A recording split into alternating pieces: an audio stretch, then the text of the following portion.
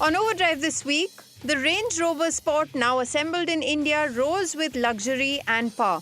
The Aston Martin Vantage stunts with beauty and brawn, and the Mercedes GLS 450D AMG line redefines diesel sophistication. Hello and welcome to Overdrive. I am Soni Dutt. Let me start by wishing you all a very happy Independence Day. Let's start the show with a Range Rover Sport that is now assembled in India. It's a perfect blend of luxury and sporty performance, and of course it is now powered by a 3-litre straight-six diesel engine. Let's know more about it. This is the new Range Rover Sport. It's assembled in India. And let's get one thing out of the way. That Sport moniker, it's not in the same brigade as the RSQ8 or the Porsche Cayenne. No. This is Range Rover's way of telling you that this is the sportier twin of the full-fat Range Rover. This is more compact, a bit more aggressive, but not as aggressive as the Germans that I just mentioned.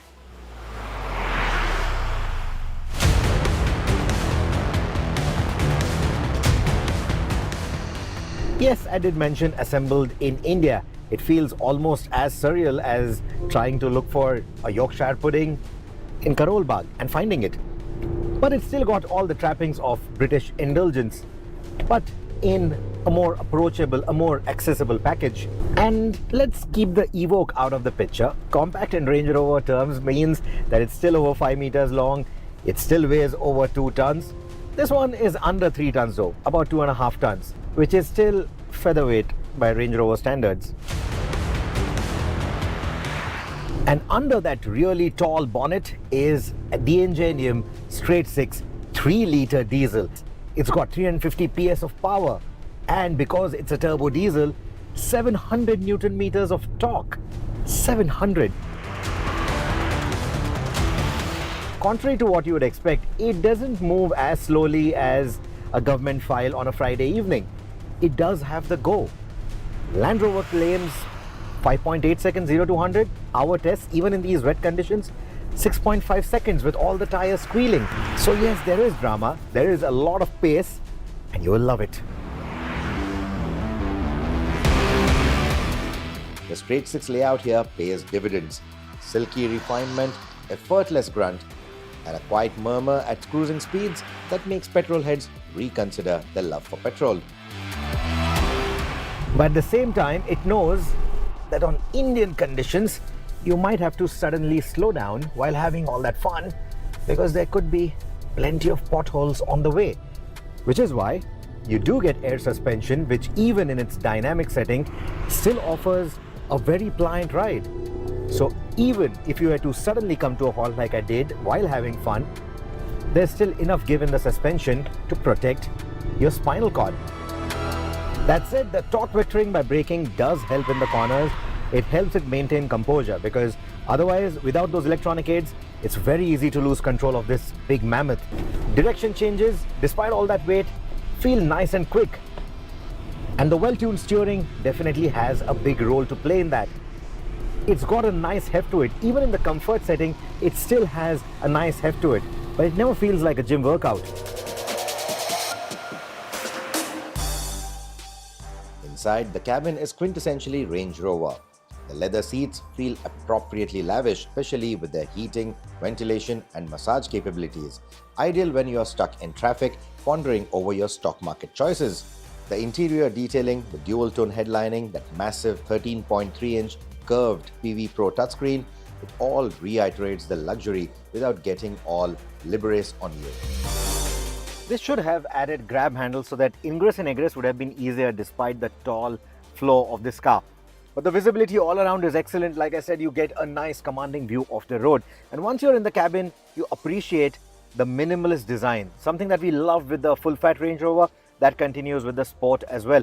I even like how subtly curved this infotainment is. Adds a touch of sophistication. The materials, as you would expect, are amazing. Be it the materials on top, in the not so common touch points, or even these fabric panels in the door, they all feel top-notch and expensive. Standout features, the 3D surround camera, the adaptive cruise control, steering assist, they all reduce city chaos, while the 22-inch wheels and dynamic exterior package give it the street cred in abundance. At the back, you do get a bit of a recline function so that you can nicely relax. Knee room is not too bad. This is the seat completely extended backward, and despite that, the knee room is not too bad at all. Headroom is also quite good. You get this little spine in between for a glass roof, but it adds that airy feel, adds a bit of robustness to the design, and I quite like it. You get AC vents on your head. That's not something that I'm a big fan of. I would have preferred them to be in the B pillar, because after a hot day at work, if you're coming in here and you have the air blowing on your head, it can just end up giving you a headache. So that's not something that I'm a big fan of. Now, foot space is quite good, and I think a PlayStation 5 can easily fit in there. Why am I referring to that? Well, because I get two screens.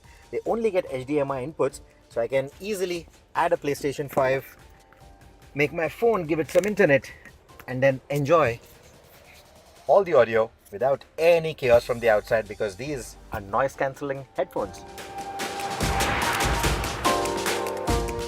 From an Indian perspective, its 900mm weighting depth is reassuring. Consider our annual monsoon adventures. The standard inclusion of 4-zone climate control with cabin air purification pro feels less like luxury and more like survival essential, especially if you are from Delhi. Practicalities like gesture tailgate operation and powered rear seats underline that you are indeed buying convenience alongside prestige. The Range Rover Sport elegantly marries comfort and capability with just enough sportiness to remind you it's not just another bulky luxo-barge. And made in India, perhaps that's the ultimate cherry on what is a very British cake, because nothing says Empire strikes back like assembling one of these crown jewels in our own backyard. Well, it's time to head into our next break, but don't go anywhere, because on the other side we have the very gorgeous Aston Martin Vantage, and it's also very formidable. Stay with us, you're watching Overdrive. Welcome back, you're with us on Overdrive. It's an absolute predator on the road, a British marvel engineering. In fact, the Aston Martin Vantage combines raw power with refined beauty. Let's take a look.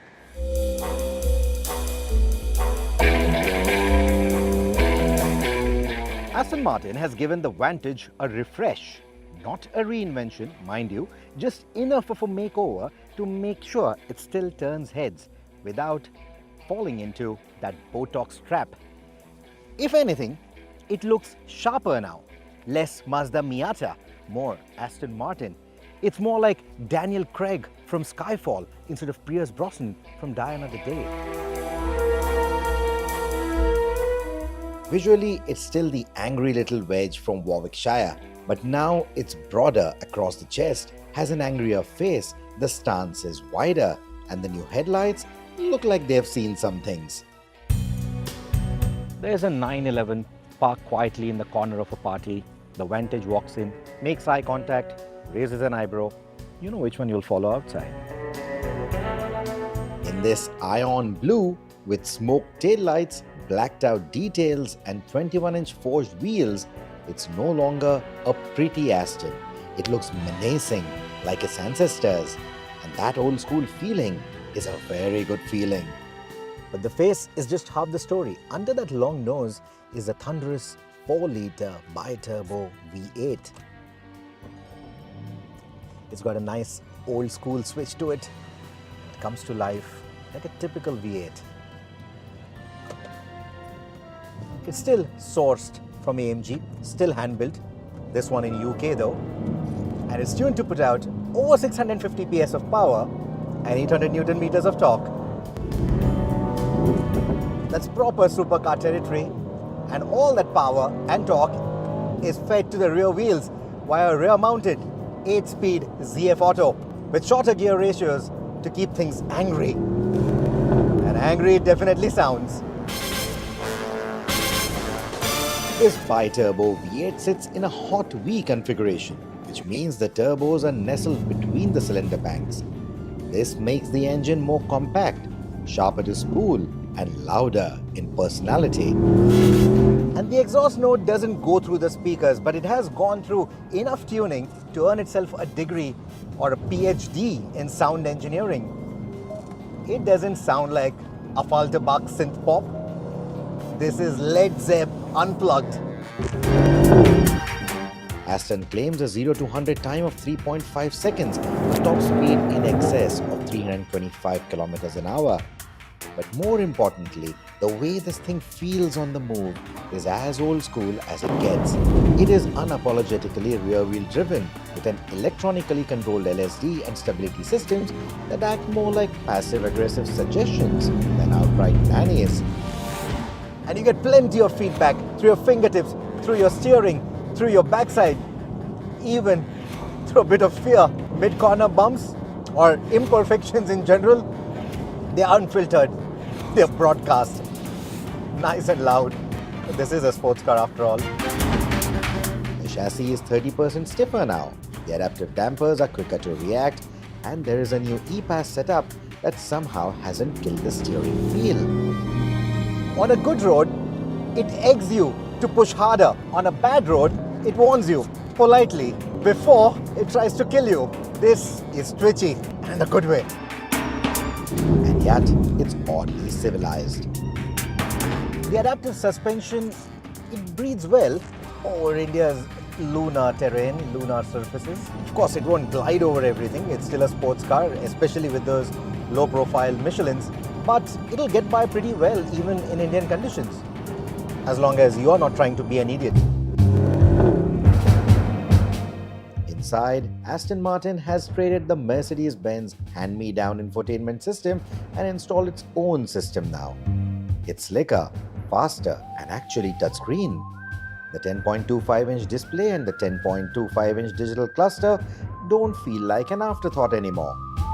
The cabin is wrapped in tan leather with contrast stitching, with carbon inlays and satin dark chrome detailing. It's elegant without trying too hard, like it's confident you already know you are in something expensive. You sit nice and low, the driving position is near perfect, and these seats, they hold you in place like a firm handshake. Visibility? Forget it. There are, of course, cameras, there's the 360-degree system, there's the radars and everything, so that you can back out of a Bandra cafe without taking a scooter hostage. You need those aids for sure in our driving conditions. But let's face it, you don't buy this car to see out of. You buy this car to be seen in. Now let's address the India bit. It costs a whopping 4.5 crore ex-showroom, and you're at the mercy of the pound exchange rate because this is imported from the UK. That's quite a bit of money. That's way beyond the standard 911 territory. That's 911 Turbo, 911 GT3 kind of territory. But here's the thing, it isn't trying to be a 911. The Porsche is the ultimate tool. The Vantage is the leather suit with a hidden hip flask. And you don't buy an Aston Martin to explain your choices to people. You buy an Aston Martin because you want something rare, you want something beautiful, you want something that turns heads wherever it goes. It'll even make the valet stand up a little straighter every time you roll in. That's the point of this car. In a world where sports cars are either going hybrid or are so overloaded with sensors they might as well drive themselves, the Vantage V8 is refreshingly old school. From its analog switches to the raw sound and feel. And that is what I continue to love about the Vantage. It's fast, it has its few shortcomings, but it feels alive. And in the end, isn't that the point? Well, it's time for us to take a very quick break here on the show, but don't go anywhere because on the other side we have a Mercedes AMG that redefines diesel luxury. Welcome back, you're with us on Overdrive. The Mercedes 450d AMG line not only redefines diesel luxury, but it also offers petrol-like quietness and refinement. In fact, it offers 750 Newton meters of torque. Let's find out more about it. Diesels have traditionally been workhorses. Efficient, torque-rich, but regrettably noisy. But every once in a while, some diesel engine comes along and breaks that stereotype. It is an evocative reminder of why we adorned, why we loved diesel engines so much. The GLS 450d that I'm driving right now is one such exception. It very tastefully blends a bit of nostalgia and plenty of sophistication. And of course, AMG swagger as well, because this right here is the 450d AMG line. If there were ever an SUV that could turn the genteel act of luxury travel into something a tad more exciting, Mercedes-Benz reckons it's the GLS. The front end, boldly decked out with AMG's trademark styling, sports aggressive air intakes and a high-gloss grille that wouldn't look out of place on a G-Wagon. Black accents from the night package contrast dramatically against the hulking silhouette, giving this refined giant a darker, more aggressive and assertive presence.